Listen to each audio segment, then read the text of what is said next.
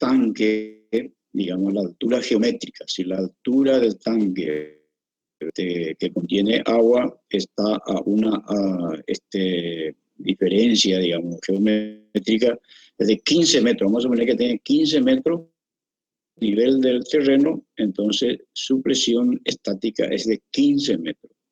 Entonces esa es la presión. ¿Cómo yo mido esa presión?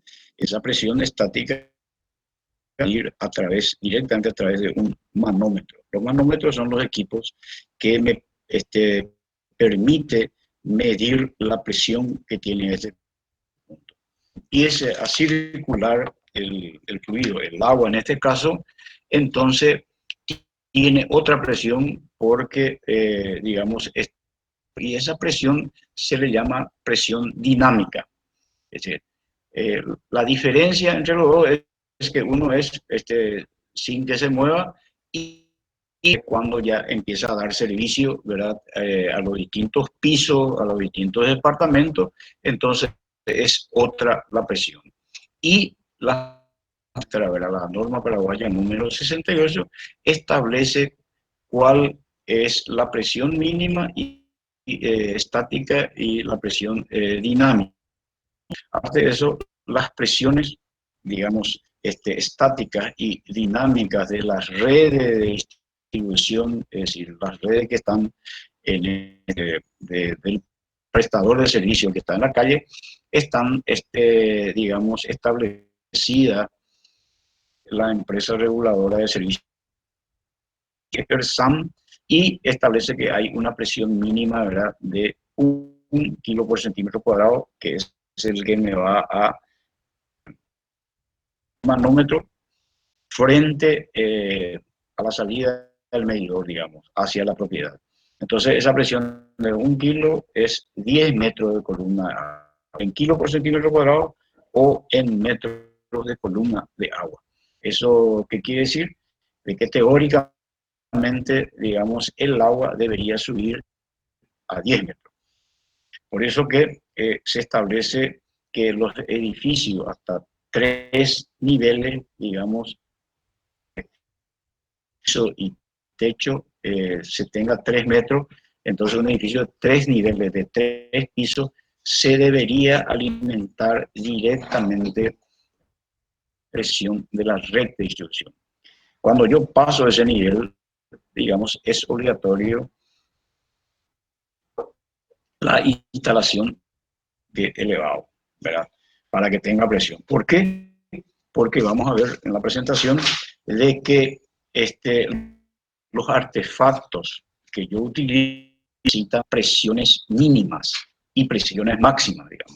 Hay una presión mínima para que pueda trabajar, por ejemplo, la ducha, ¿verdad?, por encima de la ducha, especialmente para la parte de agua caliente, con una ducha eléctrica, necesita una presión mínima, ¿verdad? Entonces, cada artefacto, para que funcione, necesita una. Vamos a ir viendo, ¿verdad?, qué son las normativas que vamos a ir presentando. Esto, ¿verdad?, el concepto de presión. También vamos a ver en la presentación las velocidades mínimas y las velocidades máximas. La velocidad debe tener, digamos, como mínimo y como máximo también. ¿Verdad? Eso vamos a ir viendo y cada caso vamos a ir, cada caso conversando y cualquier consulta al respecto, entonces me piden ahí ¿verdad? Y le vamos a ir explicando. Es importante saber entonces. La primera cosa que yo tengo que decir, el primer punto que yo debo analizar, un proyecto de abastecimiento de agua, entonces voy a recurrir, digamos, a la institución encargada. En este caso, si en Asunción voy a trabajar, voy a hacer un proyecto, me tengo que ir y solicitarle, ¿verdad?, la presión en la zona de trabajo. Y ellos van a decir, bueno, ellos tienen, digamos, establecido un plano general de presiones, en el cual va a decir, bueno, ahí en ese punto tenemos tanta presión. Entonces, yo voy a sacar la conclusión de que no necesito un tanque. En particular, que estamos trabajando con una vivienda digamos que tiene una planta baja y una planta alta, generalmente no tendríamos problemas, salvo una situación muy especial.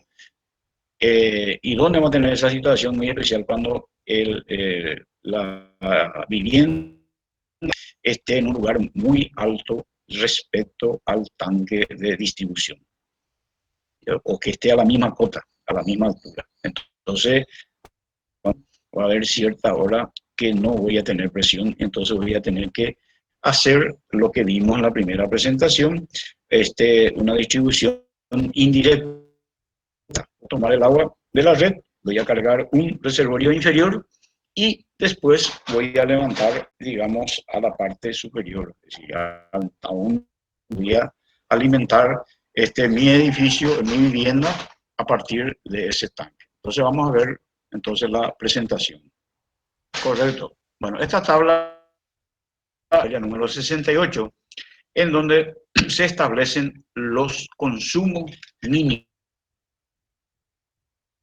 Estos consumos, digamos, para los distintos tipos de inmuebles, digamos, está establecido en la norma en Paraguaya, y es la cantidad de agua que necesita una persona por día. Y esto está en base a una muy actualizada, pero sigue vigente, digamos, teóricamente, esta cantidad de agua por día para cada persona cumple con lo establecido, digamos, por las normas sanitarias, de la cantidad de agua que necesita una persona para vivir con, y debe satisfacer las necesidades de agua para preparar alimento, agua para consumo, agua para higiene. Eso está establecido. La mayoría de estos, digamos, estas cantidades mínimas, no establece, digamos, específicamente, porque la persona dice, bueno, yo voy a tener agua para riego. Generalmente el agua para riego, ¿verdad?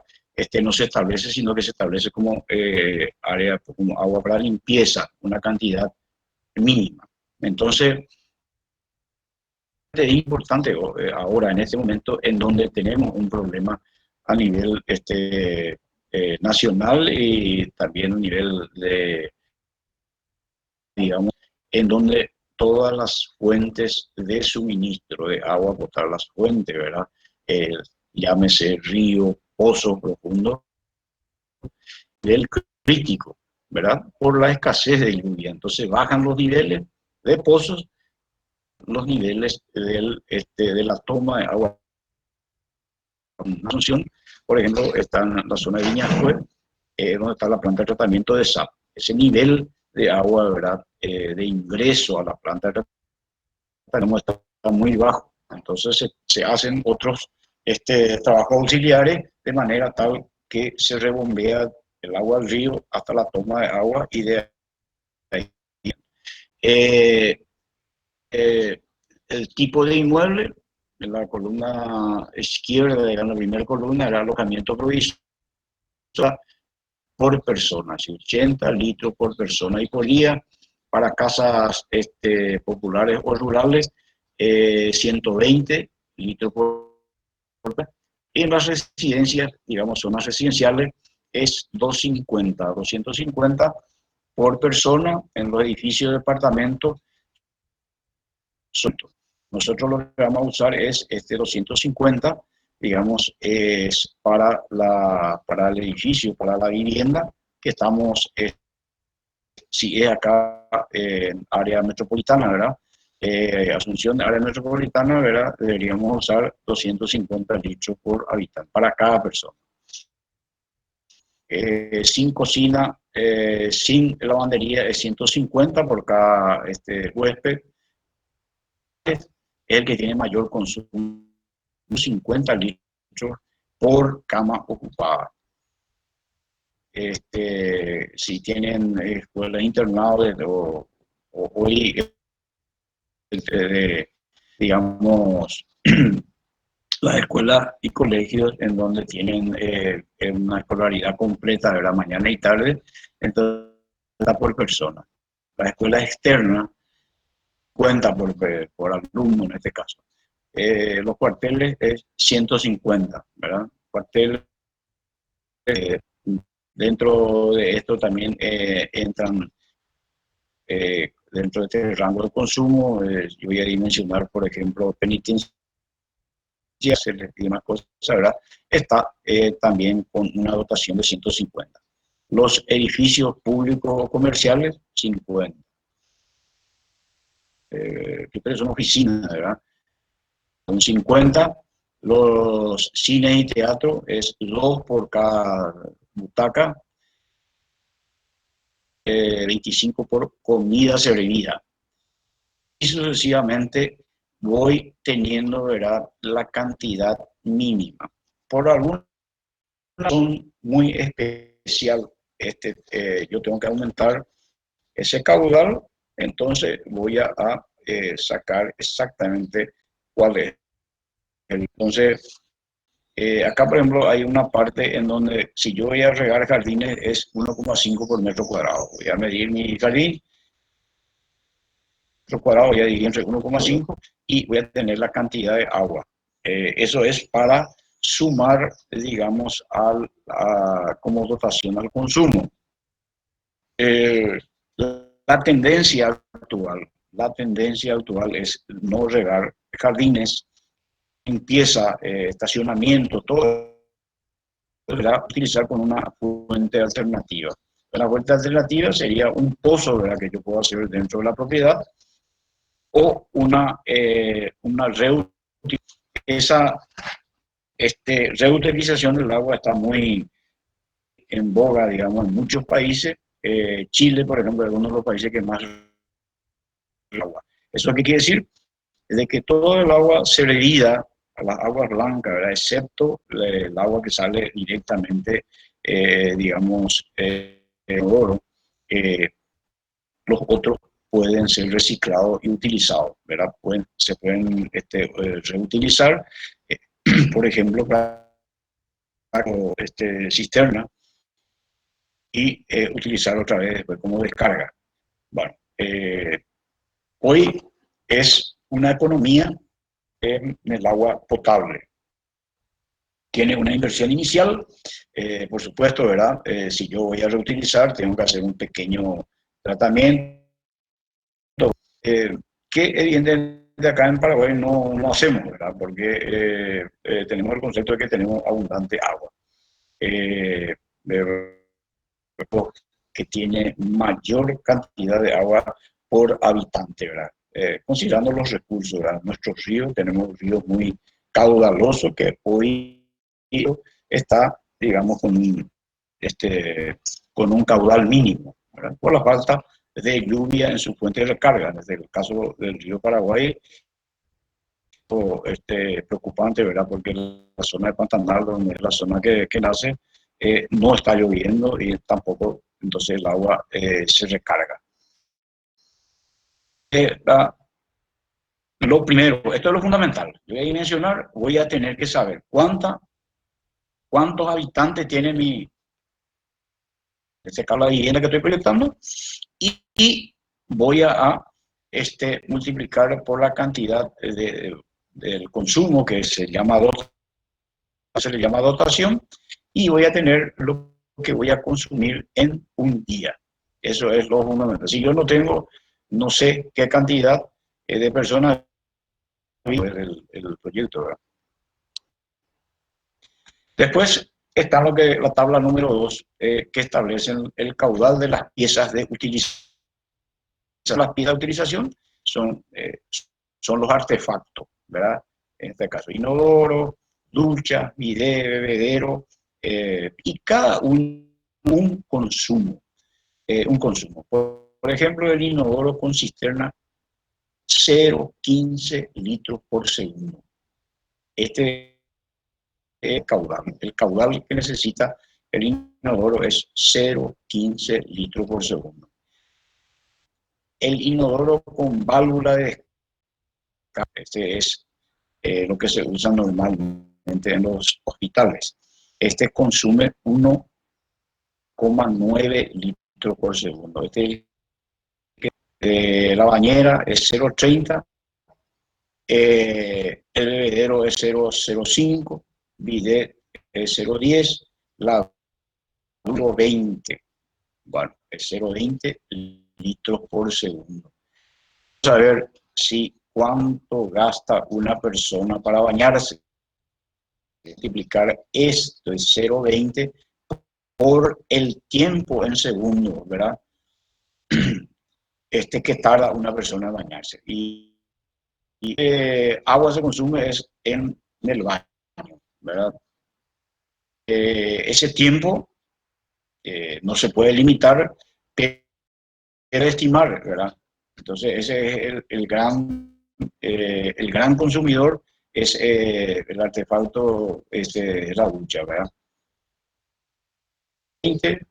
Vamos a suponer que yo me bañe 5 minutos, entonces voy a multiplicar, esto voy a convertir en segundos, ¿verdad? 5 por 60 son 300 segundos y voy a multiplicar por vamos a poner que tengo por 2 y voy a utilizar, digamos, en 5 minutos 60 litros de agua. Entonces, así puedo ir, ¿verdad? El consumo. En varios de los lugares, cuando este problema que se llama estrés hídrico, entonces, ¿verdad? Uno se va a los hoteles, por más que sea hoteles de lujo, de 5 estrellas, entonces la primera observación, la observación es que le piden, por favor, de que los minutos que debe usar uno para el lavado, para el baño, todo eso, porque en los grandes países, en los países muy desarrollados, digamos, la utilización de los recursos hídricos, vamos a ponerle que la energía de Itaipú, ¿verdad? Utilizando el embalse del río Paraná. Y esa fuente también se podría utilizar como fuente para suministro de agua, ¿verdad? Hernandaria, el embalse de Itaipú, sirve las turbinas, digamos, de bueno, Itaipú en este caso particular. Y también se están haciendo los proyectos, digamos, el gran proyecto, el Plan Director del Este, ¿verdad? Para suministro de Hernandaria, Ciudad del Este, Presidente Franco y Mingaguazú, su fuente de agua en Hernandaria, utilizando la agua del lago de Itaipú. Entonces, ahí es una utilización múltiple, uso múltiple. ¿Qué pasa cuando baja el nivel? ¿Verdad? Baja el nivel del río, se tiene menos almacenamiento, se prioriza. No somos, tenemos muy pocos habitantes como para que llegara a esta situación. Pero un ejemplo clásico es la Ciudad de México, en donde de su fuente, entonces ellos hacen digamos, una utilización, ¿verdad? De tal hora a tal hora suministran energía eléctrica, digamos, dejan de abastecer por zona para tener agua, digamos, para hacer tratamiento de agua potable. Entonces, se va racionalizando el uso, Pero para tener un poco una idea de esta importancia, digamos, del consumo. Entonces, ustedes con esta tabla 2, ya saben exactamente, ¿verdad?, cuánto es lo que voy a consumir. Yo puedo, y lo que acá como proyectista nosotros tenemos que saber que vamos a usar estos valores y después nuestra recomendación para la persona del proyecto, ¿verdad? Después de hacer toda la parte, digamos, de la memoria técnica, tengo que hacer una recomendación de uso. Por ejemplo, hoy hay que exactamente, si tiene problema con el inodoro, ¿verdad? Vamos a suponer de que el flotador no funcione, va a seguir descargando agua. Donde la grifería no cierra, entonces también voy a ir desperdiciando la cantidad de agua. Hoy es de que todo eso tengan, digamos, utilizan, digamos, en este caso, sensores para consumir solamente a la mano, por ejemplo, ¿verdad? Entonces, va a suministrar solamente lo necesario, digamos, de la utilización de recursos. Bueno, y van a decir, bueno, eso es la conciencia, digamos, de lo que utilizan, ¿verdad? Por hoy, la agua ya no es tan conveniente porque, digamos, estoy pagando una tarifa, digamos, en este sentido, una apreciación muy especial, ¿verdad? De que el costo de nuestra agua es bastante baja, ¿verdad? Pero hubo un incremento. ¿Por qué? Porque tengo que pagar el agua, ¿verdad? El 100% otra vez. Si yo pago por agua 100.000 guaraníes por mes, también por el alcantarillado sanitario voy a pagar 100.000 guaraníes más. Entonces va a 1.200.000 guaraníes, ya que no es mucho, ¿verdad? El costo del agua debería ser más, digamos. Pero los grandes consumidores entender esta situación.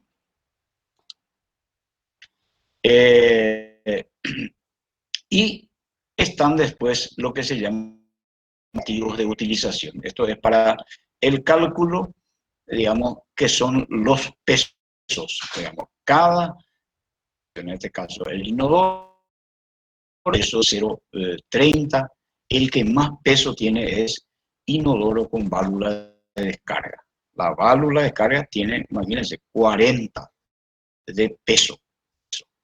Entonces, con estos pesos,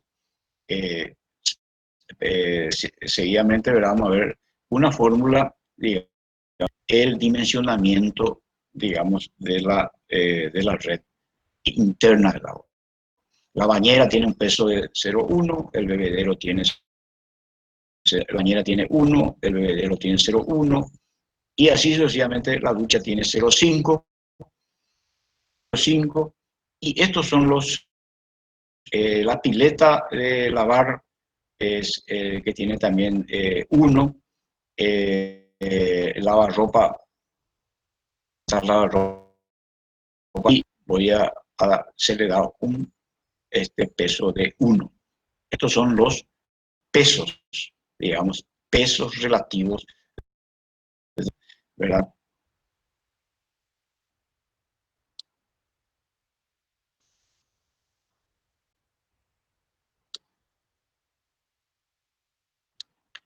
Bueno, de esto hablamos, ¿verdad? La presión de servicio. Ya expliqué al comienzo, y dice que la presión estática máxima debe estar menor por una agua. 40 metros por una agua, en otras unidades son 4 kilos por centímetro cuadrado. Y la presión dinámica menor que 60, ¿verdad? En la norma paraguaya. Y cada aparato,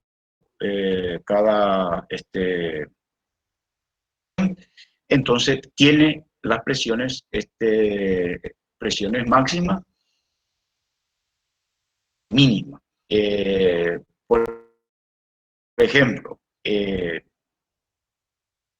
yo necesito saber qué presión debe tener. Yo pueda tener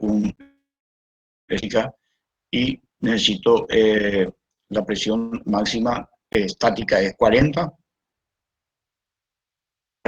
y la presión mínima es 1 metro de columna de agua y la presión dinámica es 0,5. ¿Esto qué quiere decir? Es de que sobre la ducha eléctrica necesito 1 metro. Es decir, el tanque o el agua debe llegar 1 metro por arriba de la ducha, que es vamos a suponer en el caso de nuestro proyecto, digamos, en la segunda planta, en la planta alta, quería llegar 1 metro por encima de la ducha eléctrica. ¿Eso qué quiere decir? De que, para ver un ejemplo, tengo un tanque, el tanque tiene que estar, digamos, sobre el techo y mínimo a 1 metro por encima de esa ducha. La parte, digamos, gráfica, digamos. El tanque tiene que estar por 1 metro. Entonces, después están los distintos, digamos, la ducha, digamos, esta común, es 2 metros, y las válvulas de descarga, presión necesita. Ahora, necesito una presión mínima de 2 y una presión estática de 2 y una presión dinámica de 1. Entonces, y además establecen los diámetros, que vamos a ver posteriormente. En este caso yo dije que estaba arriba, que era ducha eléctrica. Este es un termo, sería el termocalefón. Otro es la ducha eléctrica, digamos, que es lo que necesita 2 metros. El termocalefón necesita menos presión estática, digamos. Todos estos artefactos, digamos, el que más presión necesita es la válvula de descarga. Entonces, no va a funcionar efectivamente la válvula de descarga. Este es un problema en la instalación hospitalaria, ¿verdad? Que en estos casos, en los hospitales, ¿verdad? Las exigencias son de que las válvulas, los inodoros tienen que tener con válvula de descarga. Y esa válvula de carga no va a funcionar. Entonces, lo primero que hay que establecer es tener las presiones. Hay que verificar. Si no da, digamos, ya se recomienda, ¿verdad? Mejorar esa presión, ya sea a través de equipos hidroneumáticos o más la altura del tanque. Bueno, si hay alguna pregunta hasta acá. Profe, Sí, te escucho. ¿de qué tabla es este que nos están mostrando ahora? Bueno, acá lastimosamente no tiene la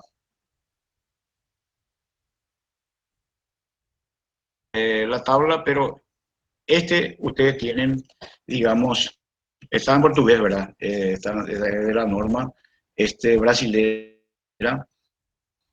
Eh, Tengo que revisar si en la norma paraguaya qué número de tabla es, ¿no? De nuestra presentación, pero esta presentación ustedes tienen, ¿verdad? Y ya tienen como material. Voy a mirar un tiempito, voy a ver las tablas. Eh, ah, la norma brasilera es una tabla, la tabla 1.6, y un momentito voy a ver la tabla, nuestra norma.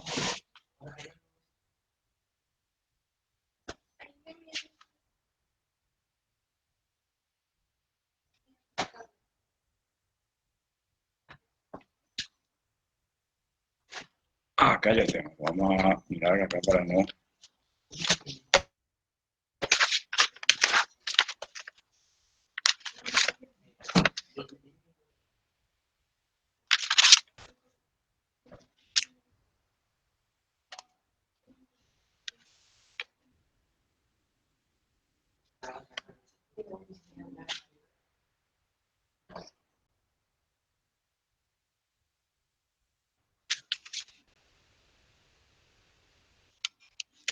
Bueno, esta tabla es la tabla 4 de la norma paraguaya, en donde dice presión mínima de servicio. Está la presión de utilización, la presión de metro de columna. Está diferenciado entre presión estática y presión dinámica, sino que directamente es la presión dinámica. Están en la tabla 4 de la norma paraguaya. Digamos, esta es una tabla, vamos a ver si no tenemos... Bueno, no está acá en esta presentación, no está la norma paraguaya. Bueno, pueden utilizar esto o directamente la tabla 4 de la... Está en la página 7. ¿Está? Profe, ¿por qué es un requerimiento la válvula de descarga? La válvula de descarga es un servicio hospitalario, especialmente, no en todas las áreas, sino que la parte de cirugía, en la parte de servicios higiénicos, de la es por el gran caudal de descarga, ¿verdad? Entonces, sirve para una limpieza total y, digamos, las normas, de los principios de la norma paraguaya de agua potable, en donde brindar servicios, confort, ¿verdad? E higiene. Entonces, si yo tengo mayor capacidad de arrastre, ¿verdad? Tengo mucha agua, digamos, en un tiempo corto, la capacidad de arrastre es mucho mayor. Es decir, sacar lo más rápido posible, porque son dependencias muy especiales, ¿verdad? La parte de cirugía, mirar al sistema sanitario, pero por lo menos la parte higiénica, digamos, sacar y llevar, digamos, sacar fuera del hospital lo máximo posible, ¿verdad? Y el hospital tiene que tener una planta de tratamiento, no es que todo va, digamos, a la recolectora. A la recolectora cumpliendo con las normativas de descarga, ¿verdad? Que es otro tema. Ese no es nuestro tema hoy. Pero hay una normativa de descarga, en la cual, respondiendo directamente a tu pregunta, es por el gran caudal que tiene y por su capacidad de arrastre, ¿verdad? Los hospitales. Gracias, profe. ¿Ok?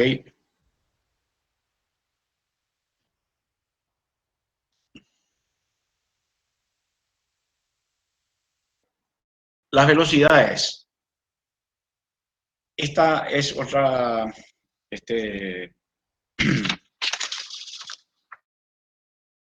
la tabla 5, ¿verdad? Es de la norma paraguaya, establece en esta, está en la página 8, ¿verdad?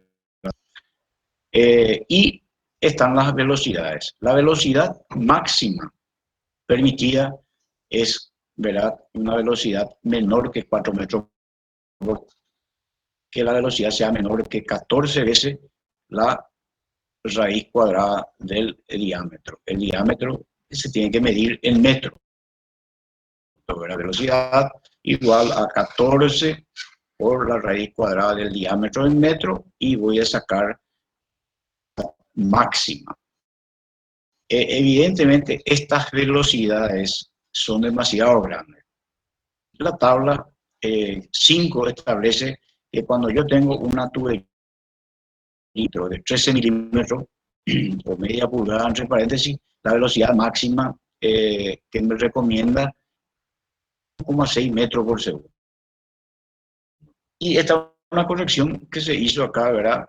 Y esto me da para una sumatoria de pesos de 0,4.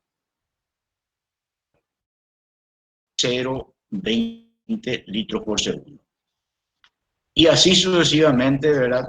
A medida que yo tengo mayor diámetro, las velocidades máximas, digamos, ¿verdad? Esas son velocidades máximas, ¿verdad?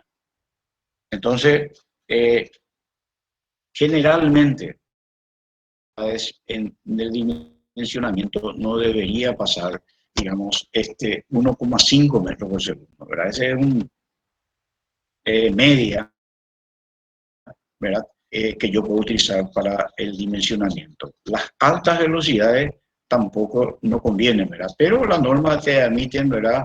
Que sea por segundo. Y arriba aparece lo que es golpe de ariete, ¿verdad? En la norma no dice eso, sino que esto es una lámina, especialmente, y habla del golpe de ariete.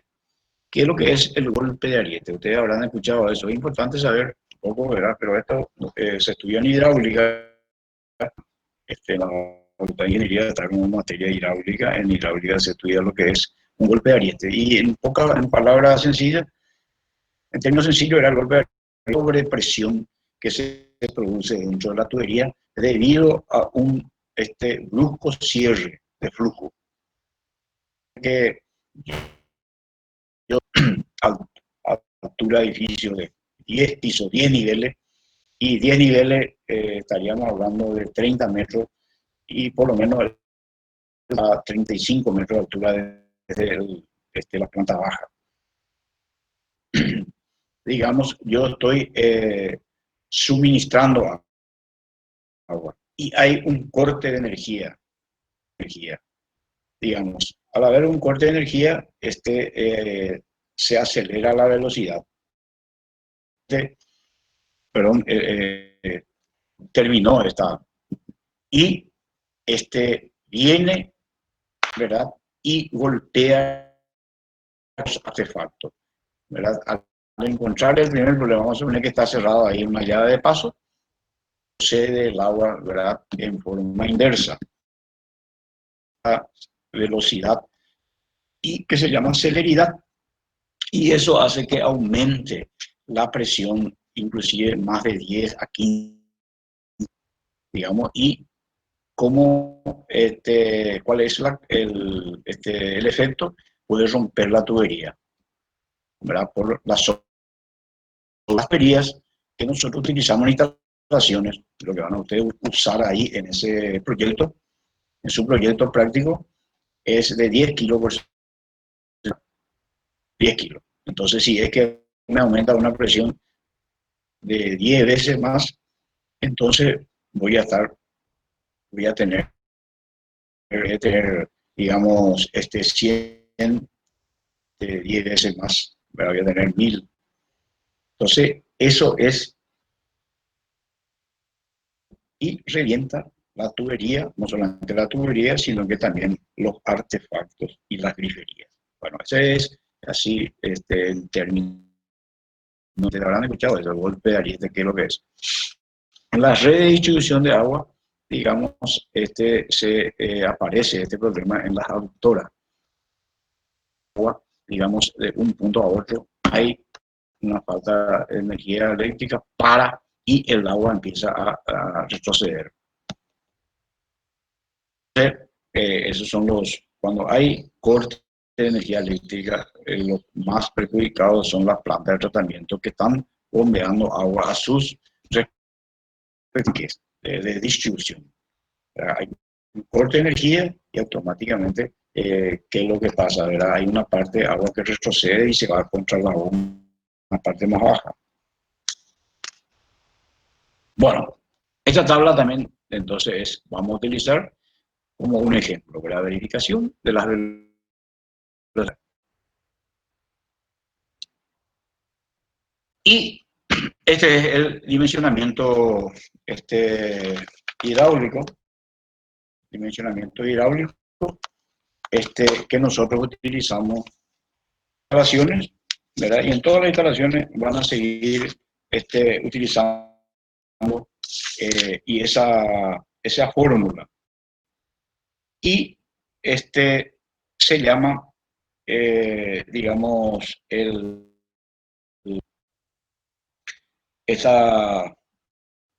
hay una fórmula, esto se llama, método americano, ¿verdad? Que todas las normas, y me dice que el dimensionamiento es, uno de los métodos es el método de los pesos. Hay otros métodos. Nosotros vamos a utilizar lo que dice la norma paraguaya. ¿qué me dice la norma? Esta fórmula que ustedes tienen ahí, que el caudal es igual a un coeficiente a raíz cuadrada de la sumatoria de los pesos. Este resultado se mide en litros por segundo. El valor de C es C litros por segundo. Este es un coeficiente de descarga que utiliza la fórmula. Ahí debajo del radical es la sumatoria de pesos que no, mira, ustedes vieron ahí la otra tabla anterior en donde están los pesos, no tiene unidades, pero en litros por segundo. C es el coeficiente de descarga, es 0,30, es lo que utiliza la fórmula, y está en litros por segundo. Historia es de los pesos. Entonces, yo voy a entrar digamos, con el caudal y puedo determinar el diámetro de la tabla 5.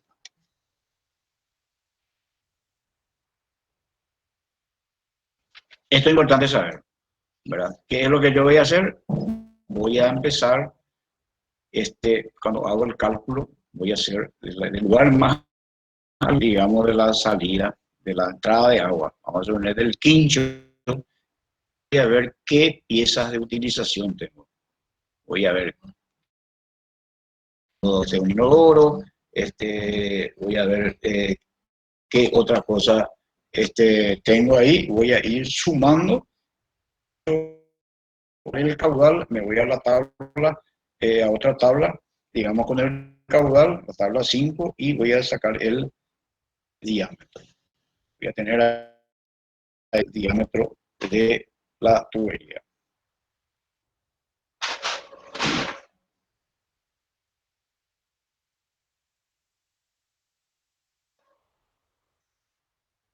Bueno, se tiene, esta es una aplicación directa de fórmula. Sí, te escucho. Ese coeficiente de descarga va a depender de los artefactos o no, se mantiene en 0,30. Independiente. Es 0,30. Ah, okay. Ese ya tiene que traer la fórmula. Constante. La sumatoria de Una los pesos, constante, sí, entonces. es una constante. Y la sumatoria de los pesos depende de los pesos que yo estoy utilizando, ¿verdad? Ahí voy a sumar los pesos y voy a tener después el caudal resultante, ¿verdad? Este es el principio, y esto es muy importante. Con esto yo voy a dimensionar.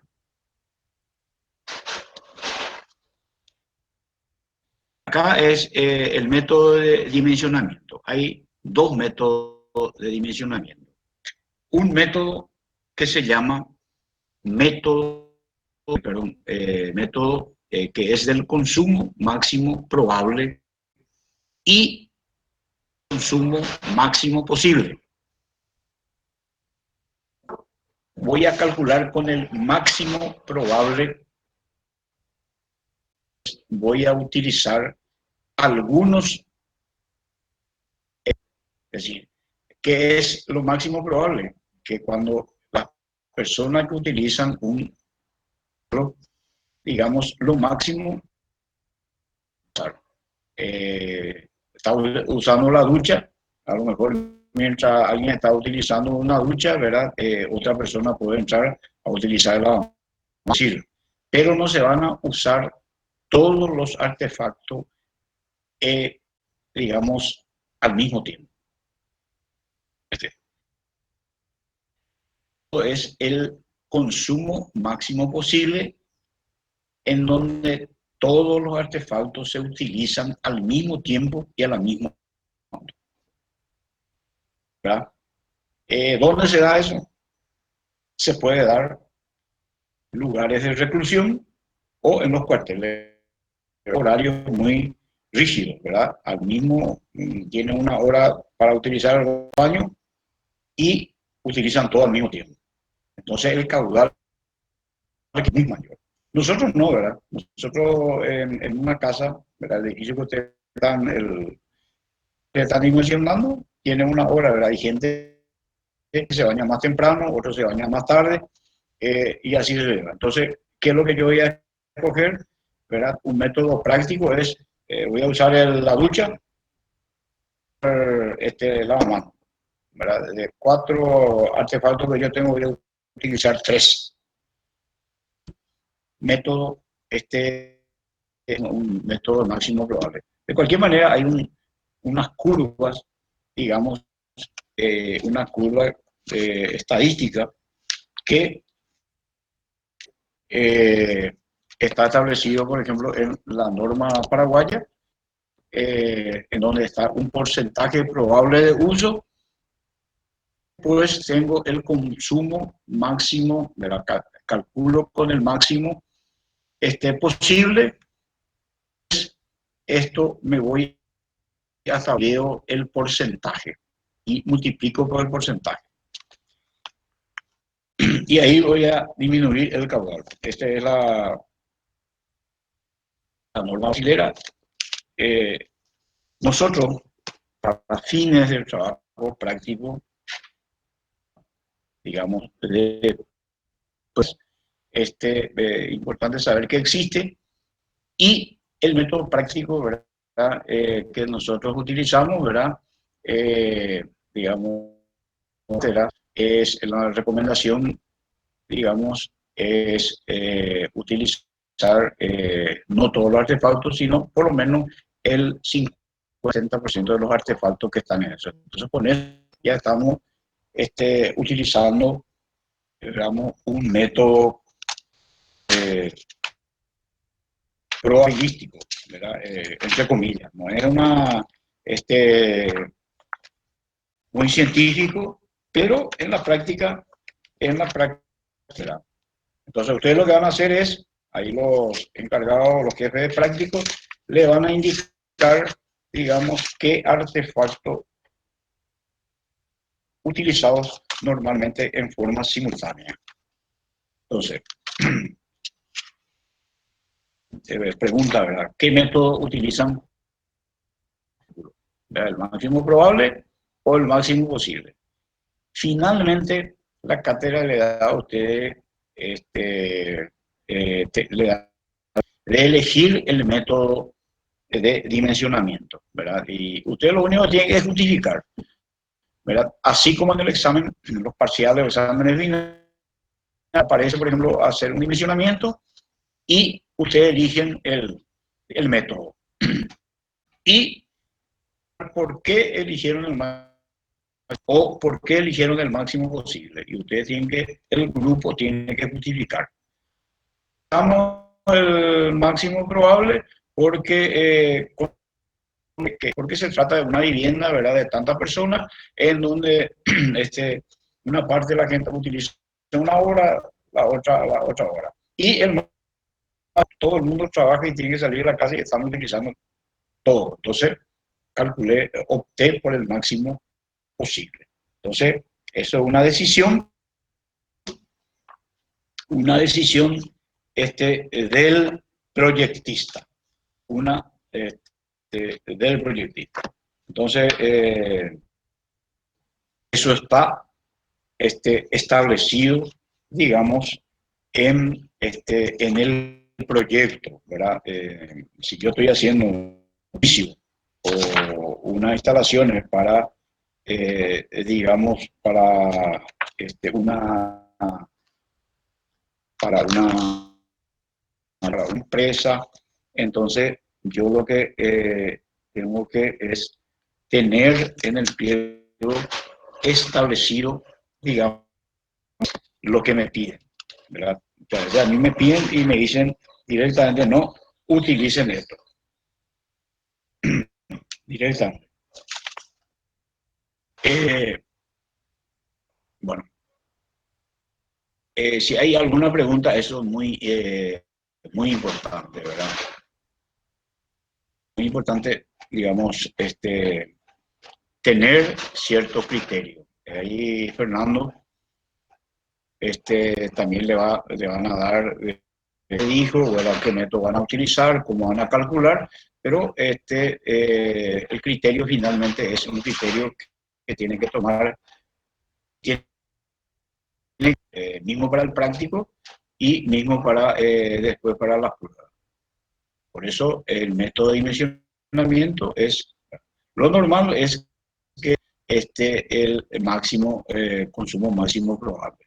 Vamos a elegir los artefactos que a criterio del grupo son los que más sirven una instalación.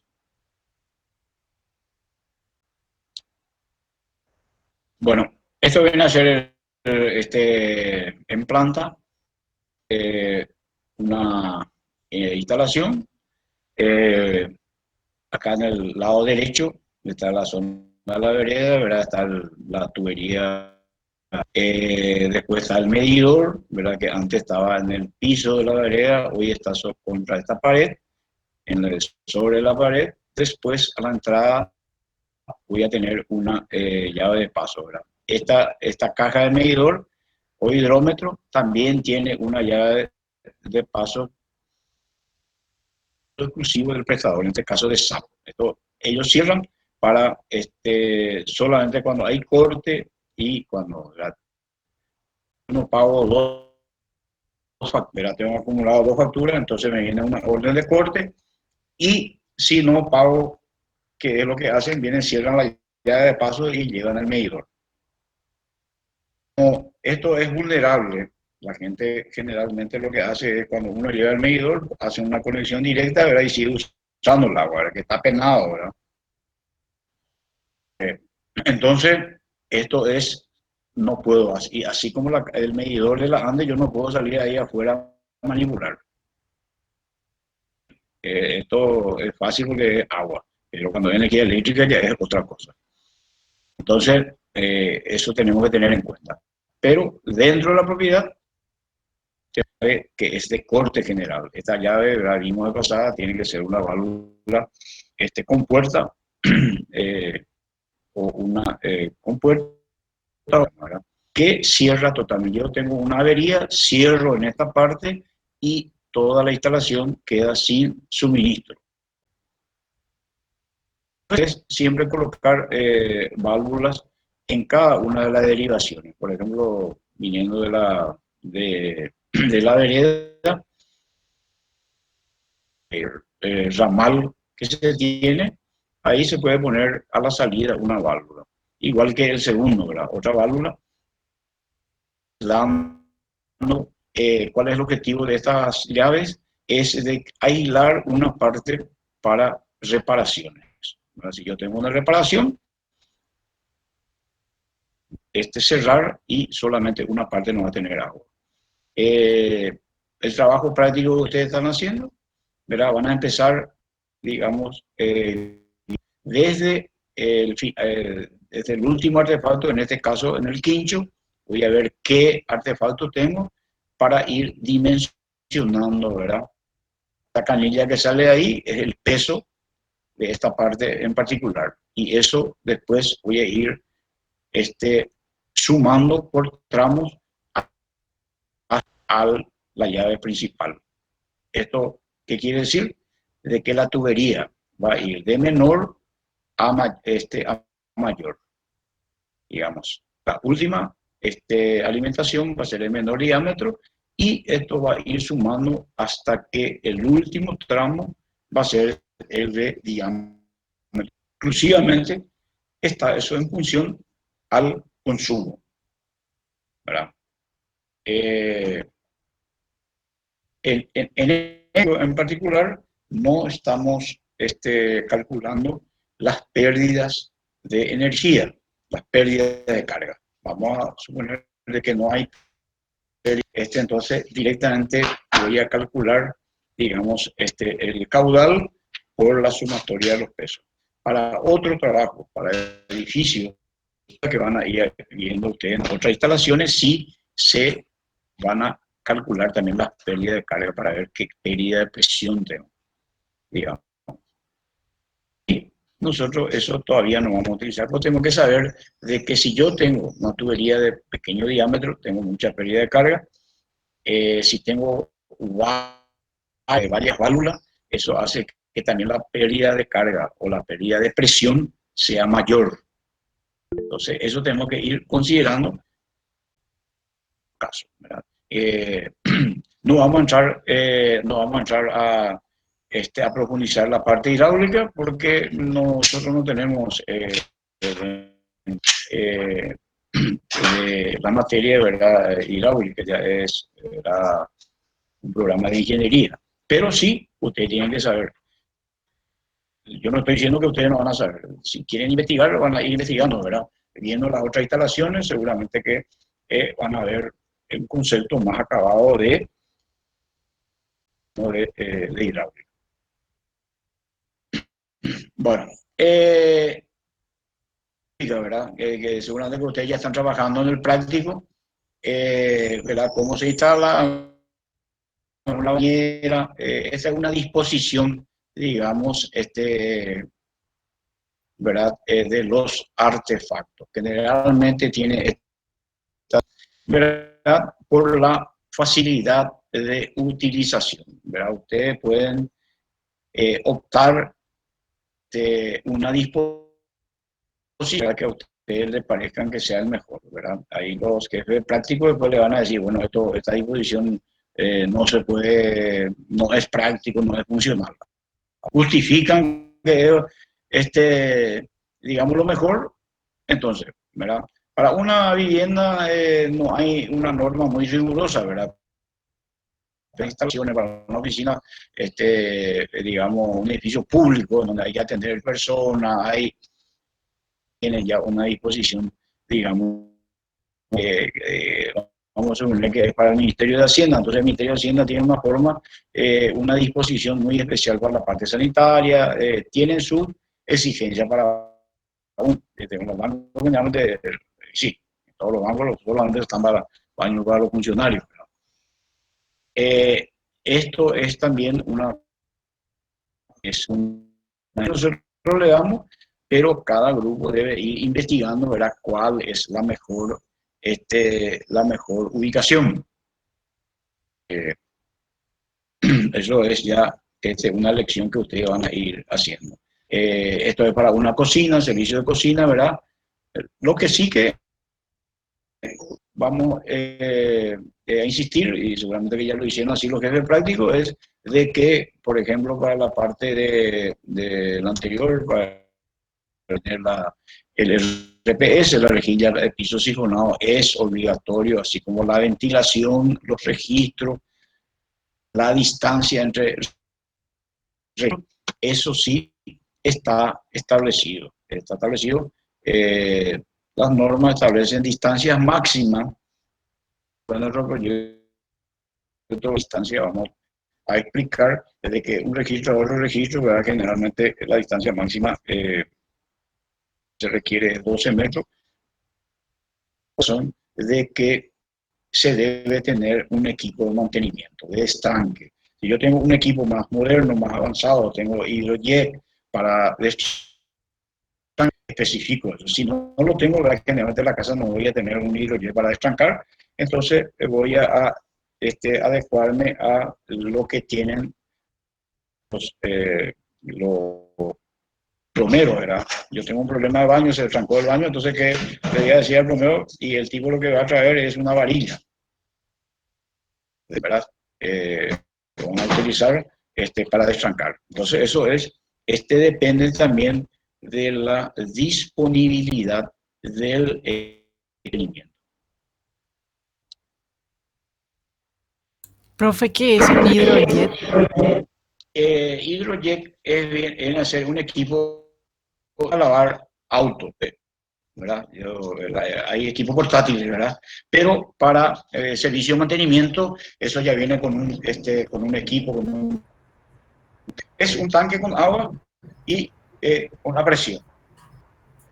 Inyecto agua en la tubería a presión, ¿verdad? Si con eso no logro, digamos, la tubería trancada, generalmente ese es el problema, entonces voy a utilizar, digamos, las barras. Vienen también, voy acoplándole la barra, digamos, de destranque y acciono el equipo y va, digamos, penetrando de algo que puede, digamos, triturar, va a triturar eso. si con el agua no puedo estancar con el agua a presión, entonces es porque algo de la tubería, ¿verdad? Si puedo estancar, voy a estancar, y si no me da el equipo, lo que voy a hacer es voy a romper, pero voy a saber dónde va. Entonces, voy a romper el piso y voy a ver y voy a sacar impidiendo el paso. El hidrojet es un equipo que se utiliza para los más grandes que aparecen de que ustedes ven en la calle, por ejemplo, es SAP cuando está destancando una tubería. Esos son ya camiones cisterna con instalada a mucha presión y con equipos especiales hasta 100 metros para destrancar el registro. ¿Ok? Ok, gracias, profe. Después tenemos la tabla 7, son los diámetros mínimos, los subramales. Subramales son los que salen de los ramales principales y están establecidos los diámetros mínimos. Por ejemplo, el que va al sifón, al termo calefón, es de 3/4, cañería de 19 milímetros, 3/4. El inodoro debe tener 13 milímetros, perdón, 13 milímetros, media pulgada. Inodoro tiene que tener de descarga, el oro con válvula de carga, el diámetro mínimo de alimentación debe ser 32 milímetros. La bañera 13. Todo esto son los diámetros que debo respetar, digamos, diámetros mínimos, ¿verdad? Generalmente casi todos son de media pulgada, salvo caso del termocalefón, digamos que es el inodoro con válvula de carga, que es 32, que es una pulgada, 1/4, digamos. Que están entre paréntesis, estaba porque antes utilizábamos tuberías de otra fabricación. Son tuberías de plástico, ¿verdad? En general son de PVC y vienen en milímetros. Ya viene en milímetros, ¿verdad? Pero ahí esto que está a la derecha, son medidas inglesas, ¿verdad? La pulgada. Generalmente en los Estados Unidos. Generalmente esto se utiliza en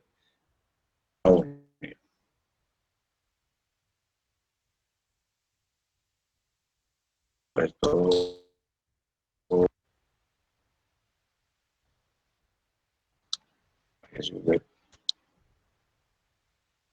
Bueno, este era el ejemplo y esta es una planilla que en el trabajo práctico, ¿verdad? Cómo ordenar la planilla, ¿verdad? Poner un número orden en la columna 1, se describe en la descripción si es un ramal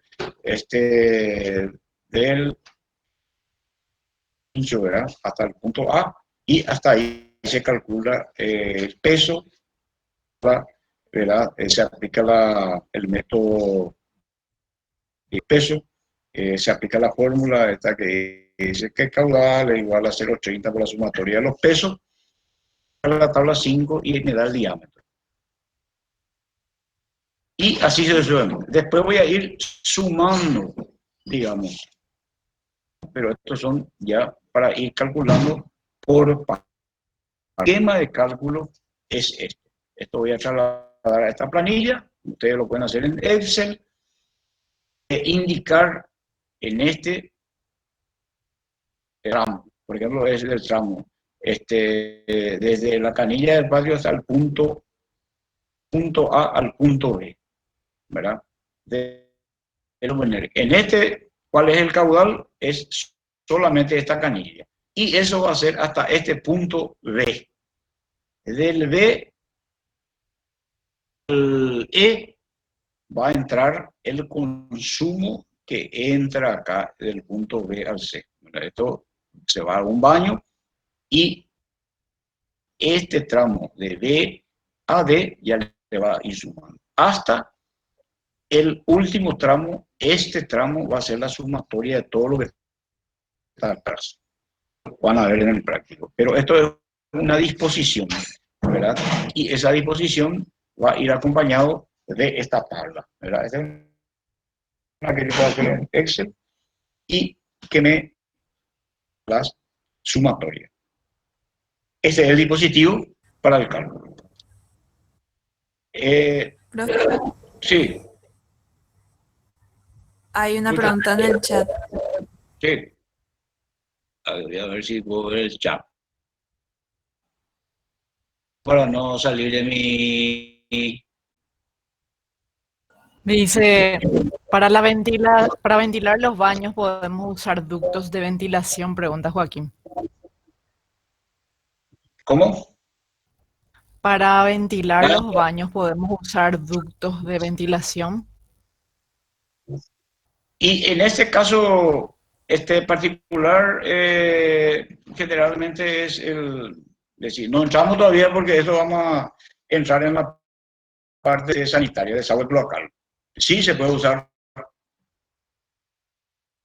no hay problema. Ahí le van a dar las indicaciones, se puede hacer, en ese ducto puede estar como se trata de un solo nivel en el ducto que va a ir arriba, también colocar ya toda de la parte cloacal, la ventilación y todo eso, ¿verdad? Depende de las instrucciones que le den ahí los jefes prácticos.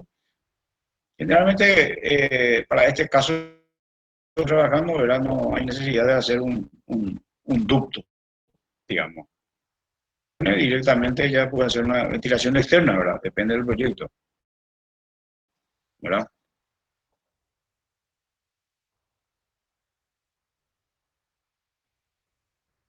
Este es continuación de la planta final quema de tuberías. Cuando ustedes tienen todo el cálculo, esto van a diámetro, todo eso. Van a ir de la tabla, de esta tabla, van a atraer, digamos, al plano y van a acotar.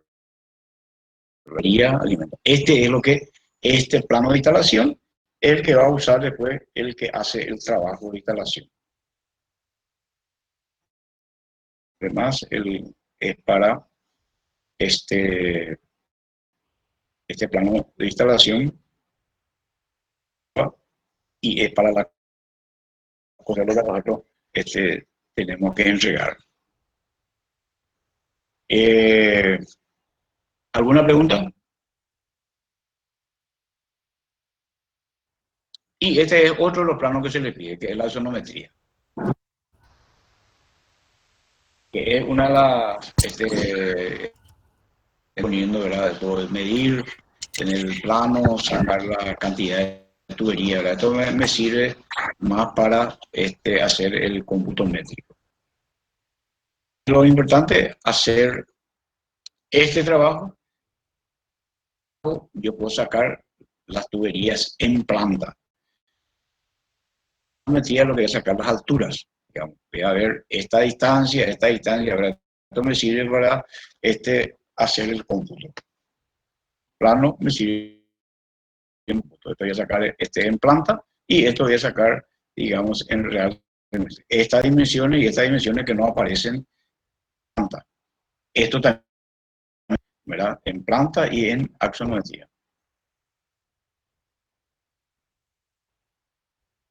¿Ok? Sí, así mismo, ingeniero. Yo este fin de semana voy a estar haciendo un video de la clase de hoy para el cálculo del predimensionamiento de las cañerías de agua corriente.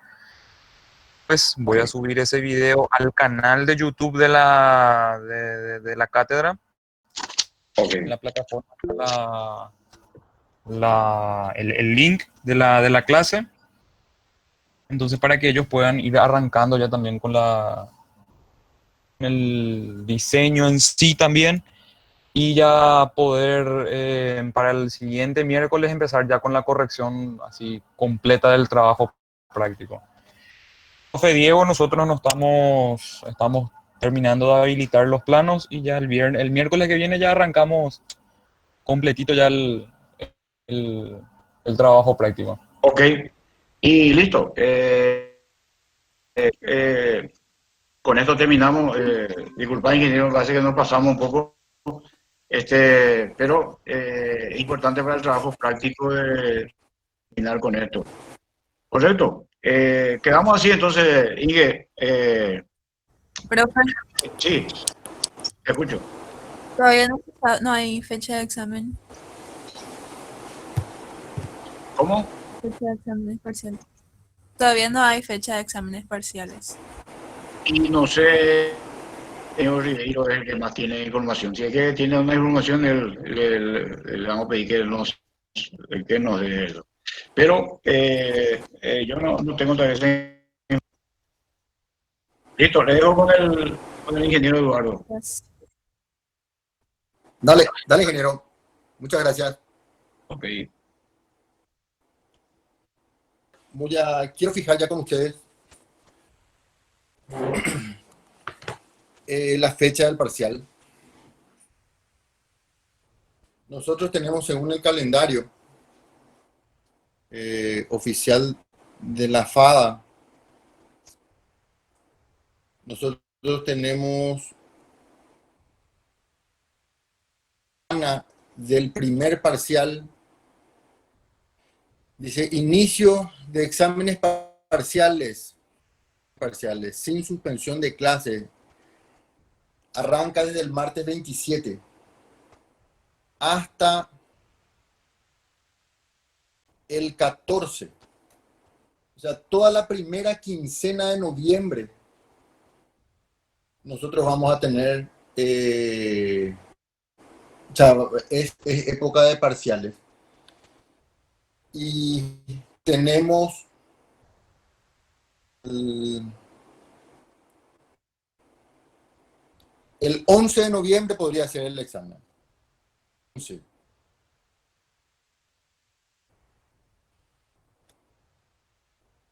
Miércoles 11 de noviembre, primer examen parcial. Anoten ya para tener... Voy a ver un poco. Primer examen parcial. Ahí le estoy escribiendo en el chat para que todos puedan leer. Primer examen parcial.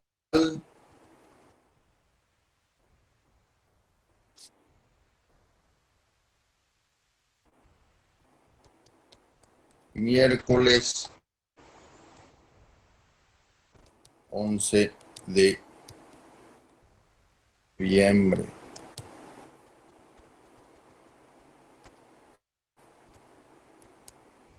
Horario clase. Ahí está. Primer parcial, 11 de noviembre, durante el horario de clase, es decir, arranca a las 8 o sea, dependiendo de la duración del examen, 8 u 8 y media, ¿verdad? Eso vamos a ponernos de acuerdo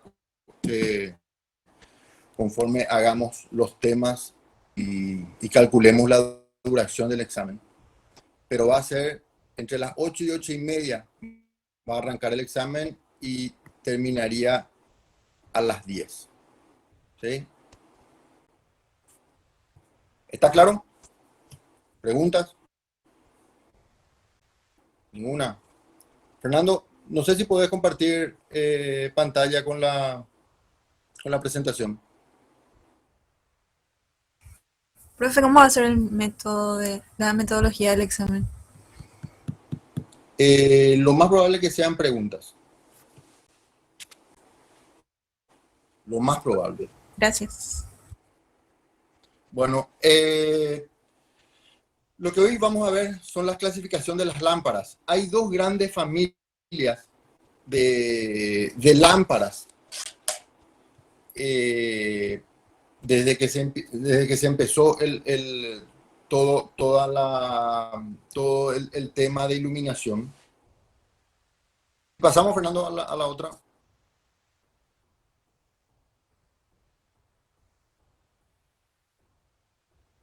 Hay dos grandes familias, las lámparas. En la familia de las lámparas incandescentes y la familia de las lámparas de descarga. Dentro del grupo de las incandescentes tenemos una subdivisión, lámparas halógenas y halógenas de espejo dicroico.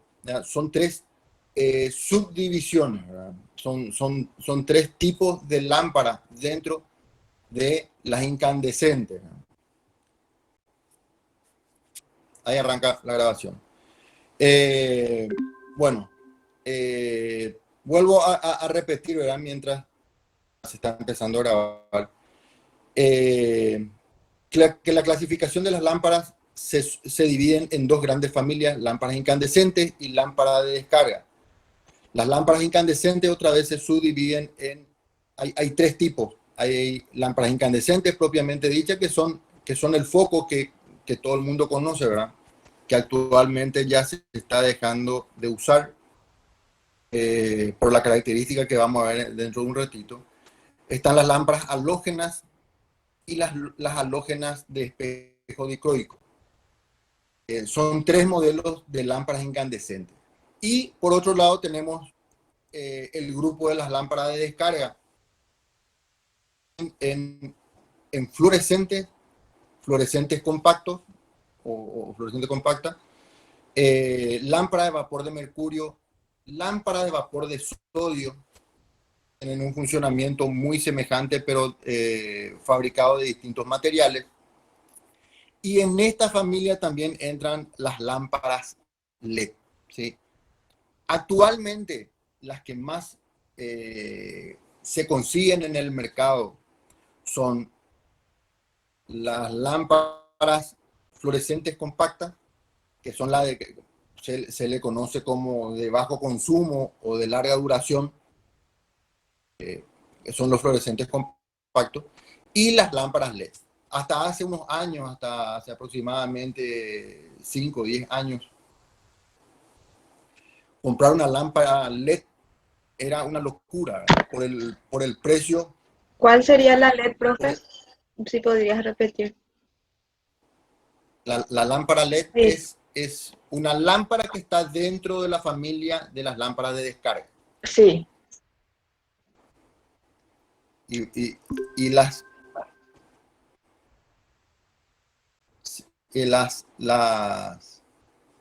esas lámparas LED hasta hace unos 5 o 10 años eran prácticamente incomprables por el alto precio que tenían. La LED costaba 100.000 guaraníes. Hoy día una lámpara LED no cuesta más de 15.000, 17.000 guaraníes. Ese es el precio de una lámpara LED. Funciona, ilumina con una lámpara LED y el precio está alrededor de 15.000, 17.000 guaraníes. Entonces, consume muy poco, muy bien. El tipo de luz que da es una luz, tiene varios colores. Eso vamos a ver también después. El color de la luz puede ser cálida o puede ser fría, ¿verdad? Esas son las dos ramas que normalmente se manejan. Lámparas cálidas o lámparas frías, o luz cálida y luz fría, como normalmente se le llama, tienen distintas funciones, ¿verdad? Y distintas sensaciones cuando a un ambiente y está iluminado con tal o cual luz. Pero es una lámpara, la lámpara LED se utiliza ahora porque el precio se volvió competitivo con el resto de las lámparas y el consumo de energía es mínimo, ¿verdad? Está por debajo del consumo que teníamos en las lámparas fluorescentes, ¿verdad? Que eran, hasta hace unos años, era la lámpara que menos consumía energía, era la lámpara fluorescente. Hoy día la lámpara LED otra vez consume menos es una ventaja, ¿verdad? Se puede utilizar mayor cantidad o consumir menos, ¿verdad? Quieran analizar. Pero son esas dos grandes familias, ¿verdad? Vamos a ver ahora la familia de las lámparas incandescentes. Profe, Unas características. ¿las lámparas de bajo consumo en qué clasificación corresponden? ¿Cómo? ¿La de bajo consumo? ¿En qué clasificación corresponden? ¿O esas son las LED también? No, las de bajo consumo son fluorescentes compactos. Está ahí en la clasificación de las lámparas, dentro de las lámparas de descarga, hay fluorescentes compactos. Dentro de esa clasificación, esas son las de bajo consumo. O larga duración, como le quieran llamar, ¿verdad? Cualquiera de los dos nombres se le conoce a los fluorescentes compactos. Después unos gráficos y van a poder ver y distinguir cuáles son las que a tal o cual clasificación. Las lámparas incandescentes, que es lo que recién le estaba mencionando, es el foco común, ¿verdad? Se habla de una ampolla o bulbo, ¿verdad? Dentro de la ampolla o bulbo hay un gas inerte. Lo que hace es ayudar a que el filamento metálico se oxide lentamente, que es el que se calienta gracias al paso de la electricidad por el efecto Joule. ¿Saben lo que es el efecto Joule? El efecto Joule es el calentamiento de un cuerpo debido al paso de la energía a través del mismo. Entonces, si tenemos un filamento y pasa energía a través de ese filamento se calienta.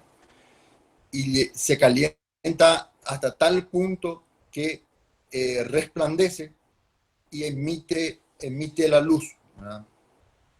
El efecto. La misma cosa es el ejemplo que solemos usar en las películas donde se hace fragua, donde se fabrican las espadas. La fragua es calentar el metal hasta un cierto punto maleable, ¿verdad? O sea, para eso se hace la fragua, para poder moldear el metal. Y se calienta a un punto que el metal se vuelve rojo, emite luminiscencia.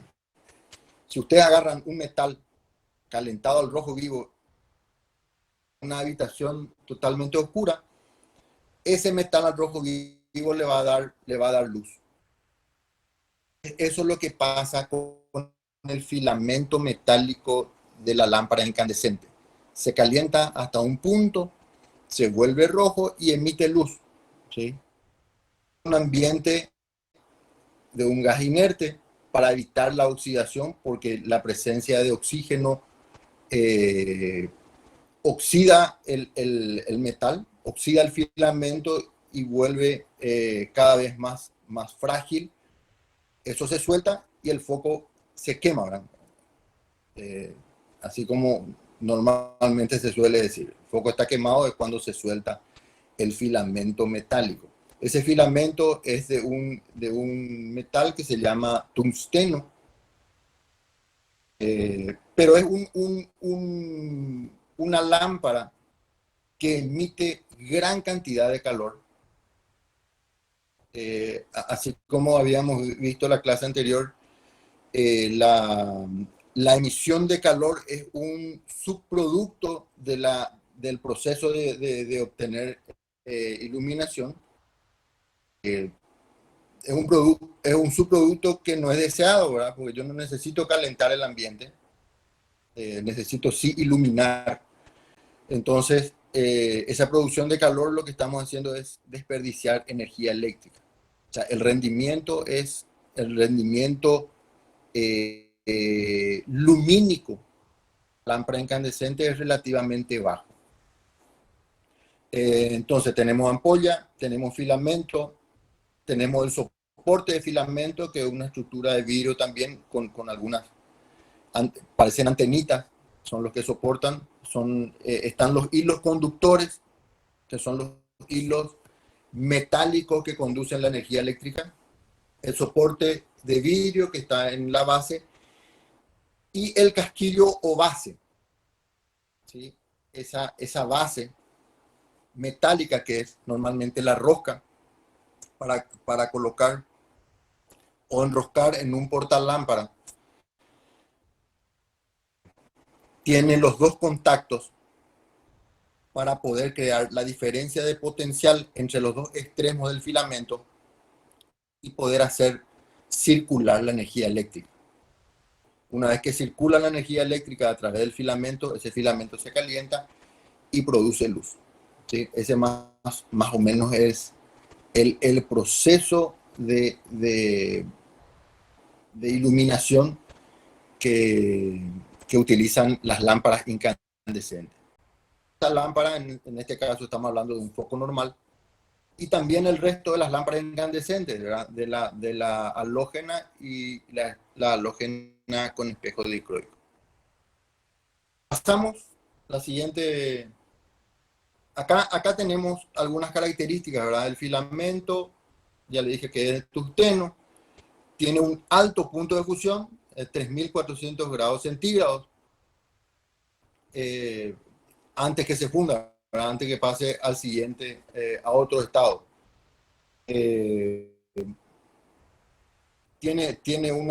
Habla de una ampolla o bulbo de vidrio, el material que se utiliza. Dentro hay un gas inerte, puede ser nitrógeno, xenón, argón, etcétera. Son los gases que normalmente se utilizan o se utilizaban porque ya cuesta, ¿verdad? Ya casi ninguna casa de electricidad tiene a la venta.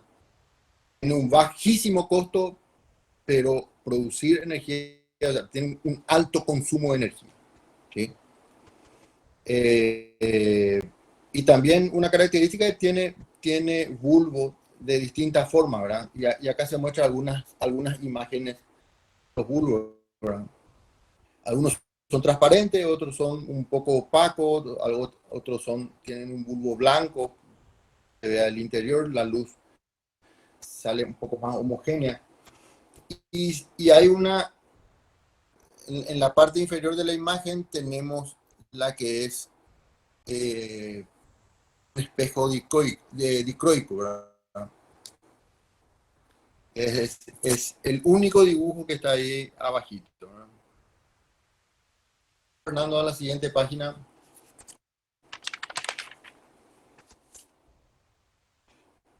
Acá tenemos algunas características de funcionamiento, ¿verdad? Vida útil tenemos en un promedio de 700 a 1000 horas, dependiendo. O sea, esto sí se calcula en tiempo de encendido. ¿Por qué le digo esto?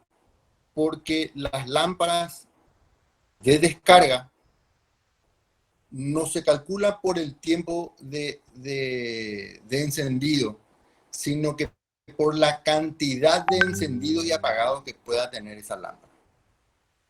Una lámpara de descarga, que es la otra familia, ¿verdad? Que son los fluorescentes, para que se puedan ubicar rápidamente, es directamente proporcional no al tiempo de uso, sino a la cantidad de encendido y apagado.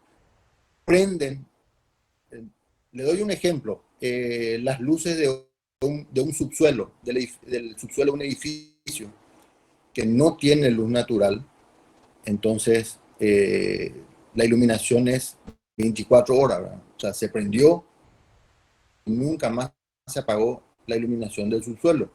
Entonces, los artefactos fluorescentes que instalemos en ese lugar, más que un fluorescente, ustedes en su casa y permanentemente ustedes prendan y apaguen. ¿Sí? Si ustedes prenden y apagan sucesivamente varias veces al día, la durabilidad se va acortando. Va a durar muchísimo más una lámpara que ustedes prendan una vez, prácticamente nunca más se apague, ¿verdad? O apagan pocas veces, ¿verdad? Para no decir que nunca se apagan.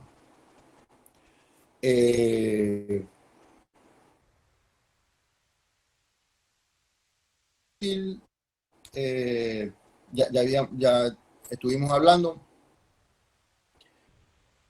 Cuando trabaja a tensiones diferentes, ¿sí? Hay ciertos casos en la vida práctica.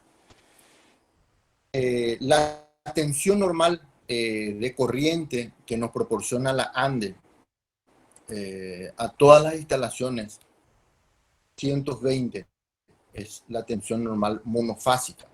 Eso vamos a ver con mayor profundidad en la segunda parte de este semestre. Pero a efectos de que puedan cómo funciona la tensión normal es 220 volts. ¿Sí? Evidentemente, con esa tensión normal, una lámpara incandescente estaría durando entre 700 y 1000 horas. La vida útil de una lámpara. En tensión normal, ¿verdad? En funcionamiento bajo tensión normal. Si es que nosotros aumentamos la tensión con esa lámpara va a iluminar más, ¿sí? Va a proporcionar mayor cantidad de iluminación, pero la durabilidad va a ser menor. Es decir, nosotros aumentamos la tensión,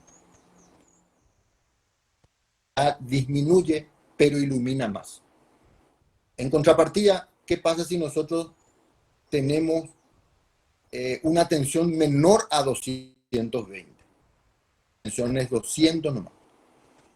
Entonces, el foco ilumina menos de lo normal, o sea, tenemos un poco menos de luz que nos proporciona ese foco. Va a durar un poco más, va a durar, qué sé yo, 1200 horas, 1300 horas, dependiendo de la tensión. Entonces, la tensión a la cual está trabajando la lámpara hace que pueda durar más el foco, o sea, extender la vida útil o acortar la vida útil. Eso es lo que explica acá. Y hay un elemento regulador de tensión.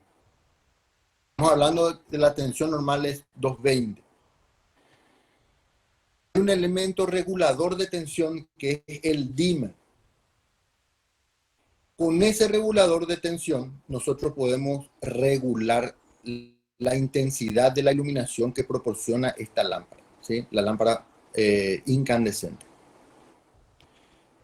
Yo puedo, el de tensión es como una perilla muy parecida a la perilla de un ventilador. El ventilador funciona con el de techo que ustedes tengan o hayan visto.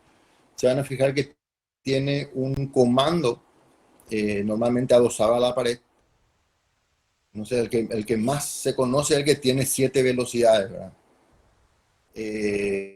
Esas 7 posiciones son distintas posiciones de regulación de tensión, ¿sí? En el 1, por ejemplo, la tensión es 220, es la velocidad máxima que puede girar el ventilador de techo. Avanzando en los números, el 7 es la menor tensión que le puede pasar ese comando al ventilador de techo y gira a la menor velocidad, ¿sí? Menor velocidad. La misma cosa podemos hacer un comparativo con las lámparas. Si yo le doy una tensión mínima, el foco me da poca iluminación. Si ustedes le van aumentando con el dimmer es como un comando de ventilador, ¿verdad? Normalmente una perilla que tiene un 0, mínimo 0, y un valor máximo 1. ¿Sí? Cuando está en 0, la lámpara está apagada. Cuando está en 1, la lámpara recibe la tensión total, que es 220, se prende al 100%. Pero ¿qué pasa si el dimmer está a la mitad? Yo pongo regulado a la mitad del recorrido que puede tener. Lo que está recibiendo el foco o esta lámpara es la mitad de la tensión. No recibe 220, está recibiendo 110. Se prende al 100%, se estaría prendiendo al 50%. ¿Para qué se utiliza este dispositivo, este regulador de tensión? Es simplemente para dar algunos efectos deseados en ciertos ambientes. Por ejemplo, bueno, en una sala quieren crear un ambiente romántico o de penumbra, ¿verdad? Efecto, no sé, para lo que quieran utilizar. Con el dimmer pueden regular la intensidad de la iluminación, ¿sí? Pero este dimmer tienen que tener en cuenta que se utiliza solamente para lámparas incandescentes, ¿sí? Solamente lámparas incandescentes. Perdón, profe, ¿te puedo consultar algo? El dimmer solamente se puede emplear para las lámparas incandescentes. Solamente. Ok. Las lámparas fluorescentes no se pueden conectar al dimmer. ¿Por qué? Porque para que se prenda una lámpara, que vamos a ver seguramente después, vamos a ver si nos da el tiempo hoy,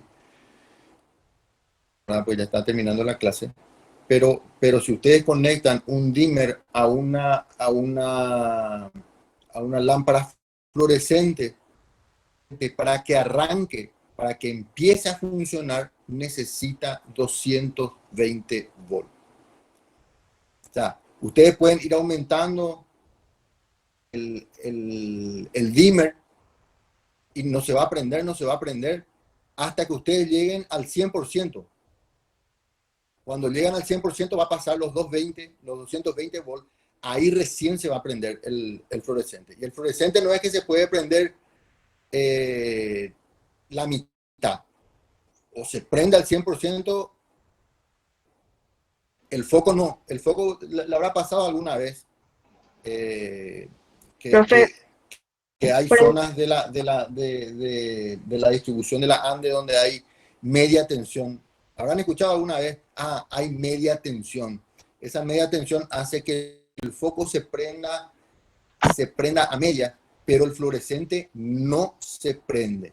Profe, Es empezar a parpadear. Trata de encender, lograr hasta que la tensión no llegue a 220 volts. ¿Sí?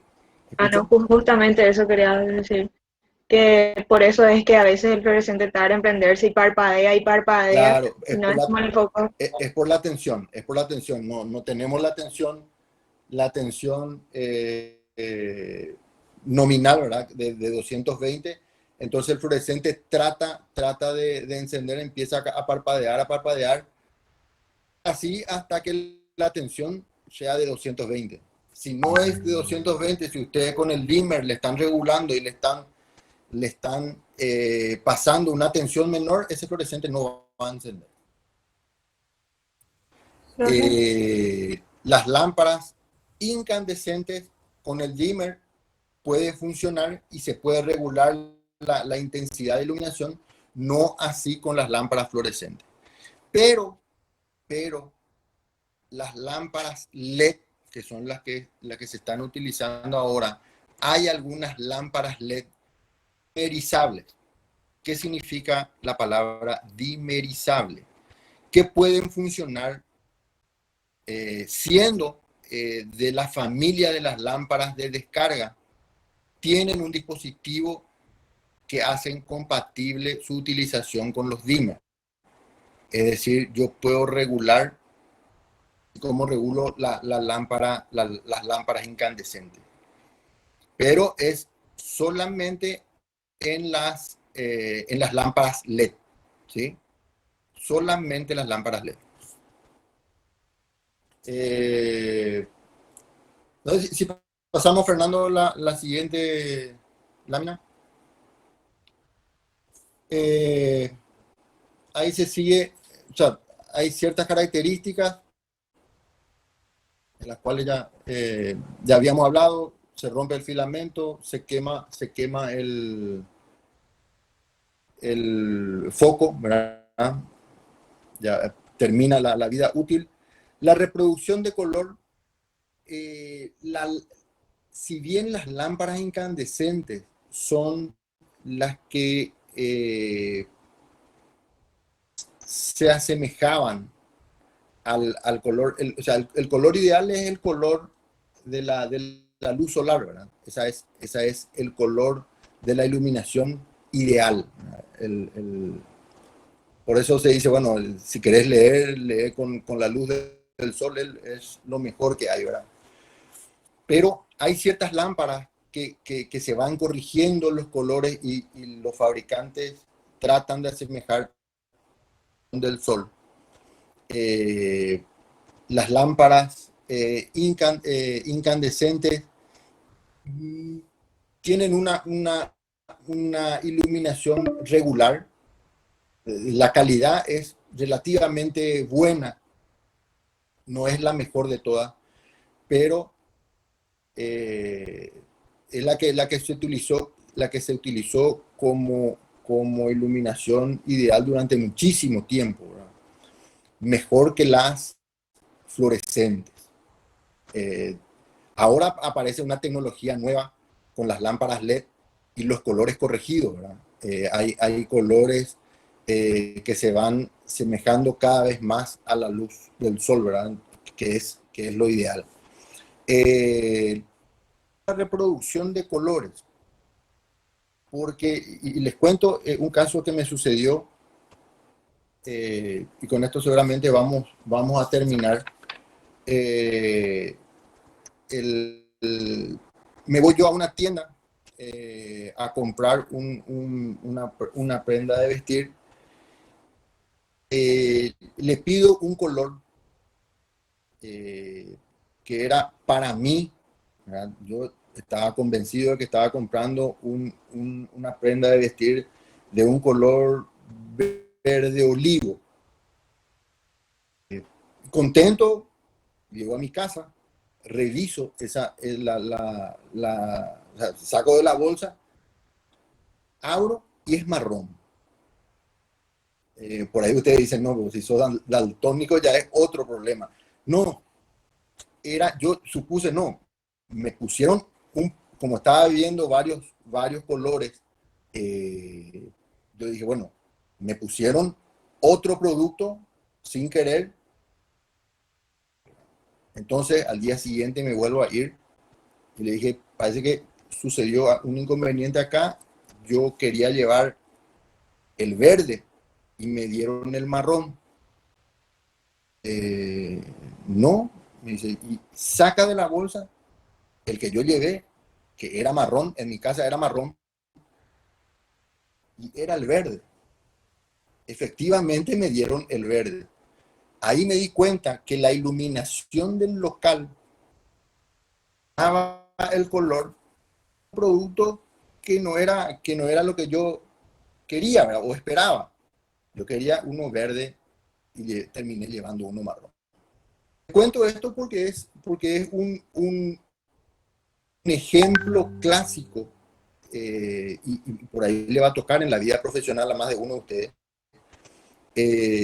realizar lumínico de un negocio o de alguna tienda en particular, y ustedes tienen que contemplar todos estos factores, ¿verdad?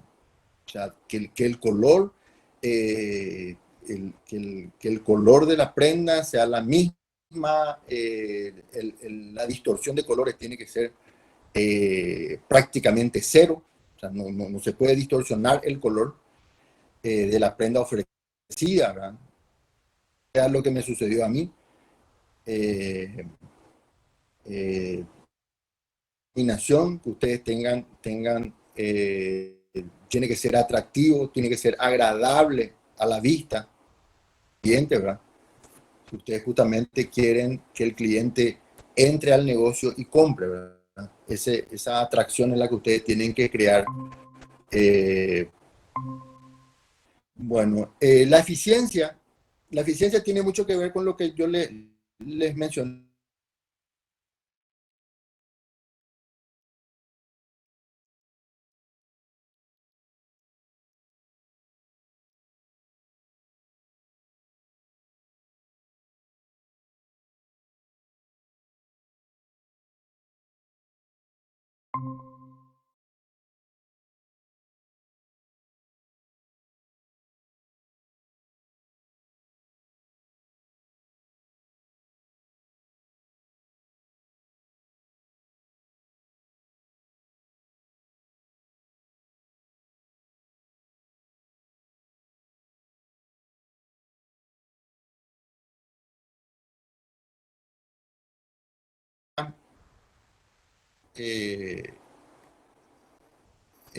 Genera mucho calor, la durabilidad es de 1500 horas, dura un poquitito más. Hay una diferencia en el filamento, son filamentos más densos, ¿verdad? La lámpara es mucho más pequeña y hay una imagen ahí. También a las lámparas halógenas se le conoce con el nombre de pipim o dipim anteriormente. Y las halógenas con espejo dicroico se le llama focos dicroicos, ¿verdad? Ese nombre normalmente suelen recibir. Ahora hay de estos dos modelos, pero en lámparas LED. Tienen el vidrio del bulbo, vidrio es de cristal de cuarzo, ¿sí? Es una característica. La vida útil, como les mencioné, dura más que un foco normal, dura 1500 horas. Producen radiaciones ultravioleta, ¿verdad? Que son imperceptibles, es uno de los subproductos no perceptibles por el ojo humano. Tiene muy buena reproducción de color, ¿sí? Se utilizaba mucho o se utiliza mucho para iluminación, para iluminaciones puntuales. Por ejemplo, ustedes quieren iluminar bien un cuadro en el que está en una pared, entonces utilizan este tipo de iluminación puntual. O en una esquina tienen una escultura y quieren que resalte y quieren hacer una iluminación específica en ese lugar, en esa esquina del ambiente, entonces la iluminación correcta sería de este tipo, una lámpara halógena. Pero hace muchísimo calor, es muy caliente. Bueno, si hay alguna pregunta, vamos a dejar acá la clase. Terminó el horario. Entonces queda fijado el examen parcial en noviembre. ¿Sí? ¿Hay alguna pregunta? Estos focos presentan inconvenientes ante los agentes atmosféricos, como la lluvia, por ejemplo. Eso no se puede dejar Realmente al aire libre. los focos no tendrían que estar expuestos, como cualquier artefacto eléctrico, no pueden estar expuestos al agua, ¿verdad? De funcionamiento. Así, si ustedes tienen un foco y le llueve, puede causar un cortocircuito, ¿verdad? Porque si no está preparado, hay artefactos que son para intemperie y puede recibir sol, sol intenso, puede recibir lluvia o cualquier cambio climático, pero tiene que estar preparado el artefacto, ¿sí? Nosotros estamos analizando la lámpara. La lámpara normalmente es un elemento, es el elemento que proporciona la luz dentro del artefacto lumínico. Lumínico puede ser una caja cerrada, donde no le entra agua, no le afecta el calor, pero el foco está allá adentro y funciona normalmente. Esto puede estar a la intemperie o no, ustedes quieran, y le puede afectar o no dependiendo si le entra agua a la lámpara o no le entra agua, ¿verdad? Si le entra, digamos que se va a quemar porque va a haber un cortocircuito sí o sí, y va a dejar de funcionar, ¿no? Pero si no le entra agua, o sea, si es un artefacto lumínico, ¿sí?, herméticamente cerrado, no pasaría nada. ¿Consulta? Profe, yo quiero hacer una pregunta. Sí. Vos diste el ejemplo del local comercial que por lo visto tenía un tipo de foco que no era apto para ese lugar. Sí. ¿Qué tipo de foco vos, por ejemplo, utilizarías? ¿Cuál sería el más correcto para un local de ese tipo? Yo utilizaría lámparas. Yo me supongo nomás, porque estoy contando algo que me sucedió hace 20 años. Me imagino que ese negocio, una lámpara fluorescente, ¿verdad?, con luz fría. La luz fría es la luz que más distorsiona colores. O una luz, o por ejemplo, esas lámparas de vapor de sodio, esa luz que se utiliza para alumbrado público, amarillenta. Esa es una lámpara que proporciona mucha luz, realmente poco, pero da una luz amarilla. Y si ustedes ponen algo bajo esa iluminación, el color, estoy segurísimo, ¿verdad? Si da una luz amarilla, todo vuelve semi amarillo. Entonces, ustedes lo que tendrían que buscar es una lámpara que proporcione una luz neutra, ¿verdad? Una luz cálida, por ejemplo, distorsiona también el color. La lámpara es una lámpara que distorsiona muy poco. Entonces yo me imagino que ese negocio al cual yo me fui, lámpara o fluorescente con una iluminación de luz fría que me distorsionaba el color, o mezclada con lámparas de vapor de sodio que volvía todo medio amarillento. Algo raro tenía, que volvía la prenda de vestir de un color, pasaba, o sea, la percepción era que era de otro color, u otra tonalidad. Yo utilizaría lámparas que son las que se utilizan normalmente ahora con colores corregidos, ¿verdad? Los que más se asemejan a la luz del sol, ¿verdad? Esos son los que tienen menor distorsión de colores. Una de ellas es la lámpara,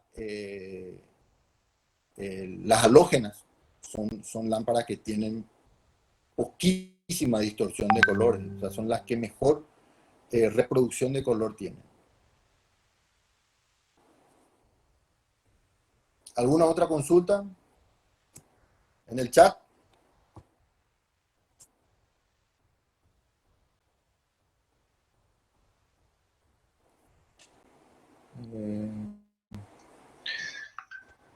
Profe, yo tengo una consulta. Comúnmente se realiza un cálculo, creo, de de un área específico, por ejemplo, para saber de cuánto va a ser, o sea, cuál es la iluminación adecuada, o sea, cuántos watts es lo adecuado para un área en específico. Sí, a eso vamos a llegar nosotros al final de esta primera parte del programa. Nosotros vamos a llegar a esa. Hay una fórmula que vamos a utilizar para calcular la cantidad de lámparas mínimas necesarias para lograr una buena iluminación de un dormitorio, de una sala, de una cocina, de un escritorio, de una oficina, que quieran. O sea, a eso vamos a llegar. O sea, pero tenemos que ver antes ciertos factores, como por ejemplo, uno de ellos y fundamental es la distorsión de colores. ¿Verdad? Porque no van a utilizar, por ejemplo, lámparas